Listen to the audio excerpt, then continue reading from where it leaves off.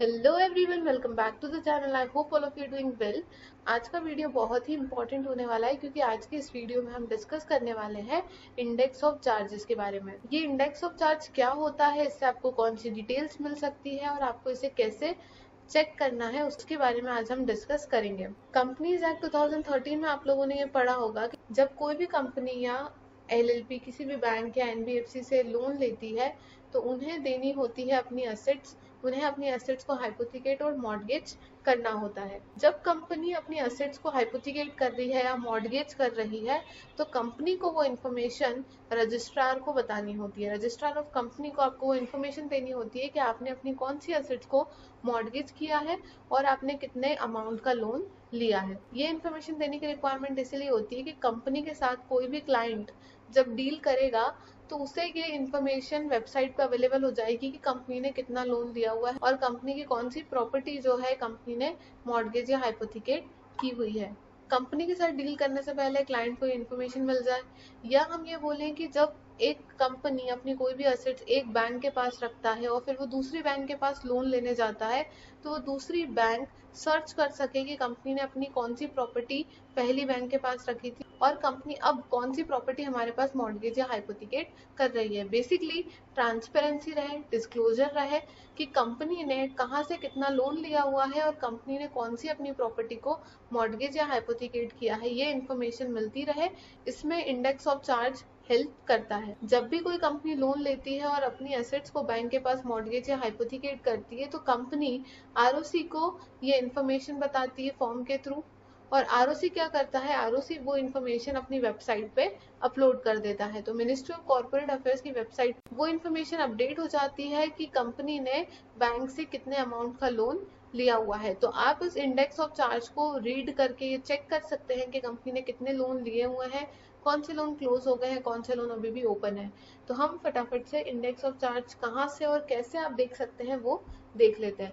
इसके लिए आपको विजिट करना होगा एमसीए मतलब कि मिनिस्ट्री ऑफ कॉर्पोरेट अफेयर्स की वेबसाइट। जो फर्स्ट वेबसाइट आप यहाँ पे देख रहे हैं आपको इसे ओपन करना है। तो ये है मिनिस्ट्री ऑफ कॉर्पोरेट अफेयर्स की वेबसाइट। वेबसाइट में आपको ऑप्शन दिख रहा है एमसीए सर्विसेज का। एमसीए सर्विसेज में आपको दिख रहा है मास्टर डेटा। मास्टर डेटा में आप देखेंगे कि आपको यहाँ पे सेकंड ऑप्शन लिखा हुआ है व्यू इंडेक्स ऑफ चार्जेस। आपको इस पर क्लिक करना है। व्यू इंडेक्स ऑफ चार्जेस में जब आप जाएंगे तो आपको इस तरीके से इंटरफेस शो होगा। सबसे पहला ऑप्शन आपको दिख रहा है company LLP name. Second option दिख रहा है आपको कंपनी का सिन नंबर या एलएलपी का एलएलपी आईएन नंबर। अगर आपके पास कंपनी का सिन नंबर या एलएलपी आईएन नंबर है तो आप डायरेक्टली यहाँ पे क्या करेंगे, उसे एंटर कर देंगे। लेकिन आपके पास कंपनी का सिन नंबर या एलएलपी आईएन नंबर नहीं है आपके पास, आपको तो कंपनी का क्या है नाम पता है, तो आप उस नाम से भी इसको चेक कर सकते हैं। वो कैसे करेंगे, तो उसके लिए आपको यहाँ सर्च बटन पे क्लिक करना है। सर्च बटन पे क्लिक करने के बाद जो भी कंपनी का नाम है वो आपको यहाँ पे एंटर करना है। जिस भी कंपनी का आप डेटा देखना चाहते हैं उसका नाम आपको यहाँ पे एंटर करना है। सर्च पे क्लिक करेंगे तो यहाँ पे आप देखेंगे कि वो जो कंपनी है उसकी डिटेल्स यहाँ पे आपको शो होने लगेगी। तो इस कंपनी पे आपको क्लिक कर देना है। कंपनी पे क्लिक करने के बाद आप देखेंगे कि ऑटोमेटिकली जो कंपनी का सिन नंबर है वो भी यहाँ पे फिल हो गया है। तो जब आपको सिन नंबर नहीं पता है तो आप कंपनी के नाम से उसे इस तरीके से सर्च कर सकते हैं। फिर यहाँ पे आपको कैप्चा कोड दिया हुआ है, वो आपको यहाँ पे क्या करना होगा, फिल करना होगा। तो यहाँ पे हम कैप्चा कोड डालेंगे और सबमिट पे क्लिक करेंगे। आपको कुछ इस तरीके से इंटरफेस देखने के लिए मिलेगा। अब यहाँ पे ऊपर सबसे पहले कंपनी का सिन नंबर और कंपनी का नाम ऑलरेडी मेंशन है, और नीचे चार्जेस कौन कौन से हैं कंपनी के, कौन कौन से कंपनी ने चार्जेस रजिस्टर्ड करवाए हुए हैं उसकी यहाँ पे आपको सारी डिटेल्स शो होगी। तो अभी आप यहाँ पे एक एग्जांपल देखिए। सबसे पहले एसआरएन नंबर लिखा हुआ है, मतलब कंपनी ने जो फॉर्म फाइल किया होगा उसका चालान नंबर। देन चार्ज आईडी, तो जब भी कोई कंपनी अपना चार्ज रजिस्टर्ड करवाती है आरओसी के पास तो आरओसी उनको एक पर्टिकुलर चार्ज से रिलेटेड आईडी देता है। Then charge holder name, charge holder का मतलब वो बैंक या वो एनबीएफसी जिनसे कंपनी ने लोन लिया है। तो कंपनी ने यहाँ पे सिटी बैंक से लोन लिया है। डेट ऑफ क्रिएशन, मतलब कंपनी ने उस चार्ज को कब क्रिएट करवाया उसकी डिटेल यहाँ पे लिखी होती है। Then date of modification, date of modification तब आता है जब कंपनी ने कोई चेंज किया हो, यहाँ पे कोई चेंज नहीं है।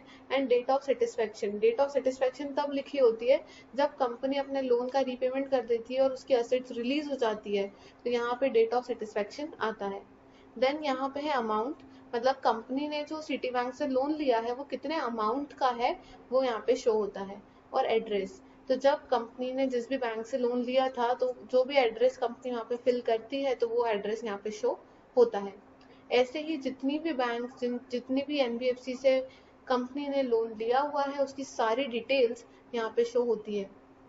अब जैसे आप यहाँ देख सकते हैं कि यहाँ पे बहुत सारे लोन हैं, कुछ क्लोज भी हुए हैं और कुछ अभी भी कंटिन्यू है। जब आप आगे प्रोसीड करेंगे तो आप देखेंगे कि ये सारे लोन ओपन है।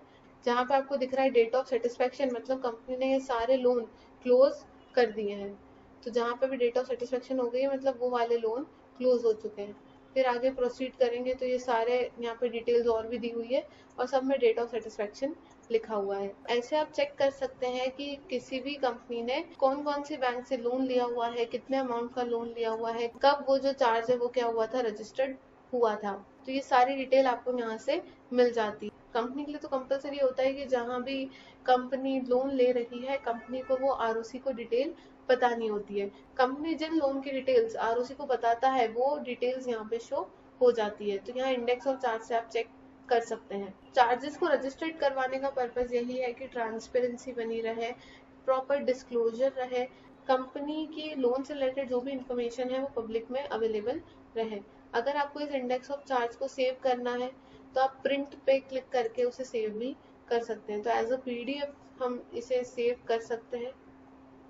तो ये पूरा इंडेक्स ऑफ चार्ज आपका एज अ पीडीएफ सेव हो जाएगा। डेस्टिनेशन में सेव एज पीडीएफ ही रहने देना है एंड लेआउट आप सिलेक्ट कर सकते हैं। देन सेव पे आप क्लिक करेंगे तो आप लोकेशन चेक करके और यहाँ से सेव कर सकते हैं। आई होप आप लोगों को वीडियो समझ में आया होगा। ऐसे ही इन्फॉर्मेटिव वीडियो के लिए आप लोग चैनल को सब्सक्राइब जरूर कर लें।